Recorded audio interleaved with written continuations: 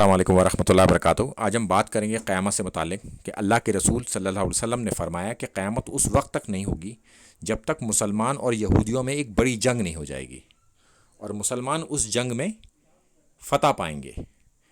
اگر کوئی یہودی کسی پتھر یا پیڑ کے پیچھے بھی چھپا ہوگا تو وہ پتھر کہے گا اے مسلمان، یہ یہودی میرے پیچھے چھپا ہوا ہے، تو آپ بڑھ اسے قتل کر دے۔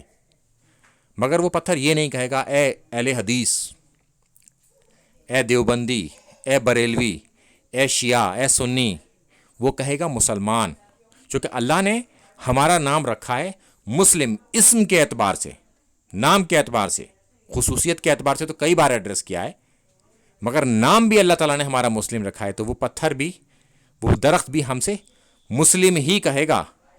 تو لہٰذا ہمیں مسلمان بن کے رہنا چاہیے، نہ کہ کسی فرقے میں پڑھ کر اپنا نام دیوبندی، بریلوی، اہل حدیث، شیعہ اور اس کے بہت سارے فرقے،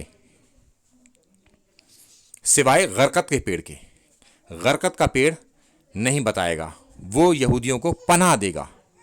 تو غرقت کا کافی زیادہ کاشت کری ہے یہودیوں نے اسرائیل میں، تو کافی زیادہ اس کی کاشت ہے، اور وہی ان کو پناہ دے گا۔ کافی گھنا سا پیڑ ہوتا ہے ایک غرقت کا، تو آپ انٹرنیٹ پہ دیکھیں گے، غرقت لکھیں گے تو آپ کو وہ پیڑ دکھائی دے جائے گا کس طریقے کا وہ پیڑ ہے۔ السلام علیکم ورحمۃ اللہ وبرکاتہ۔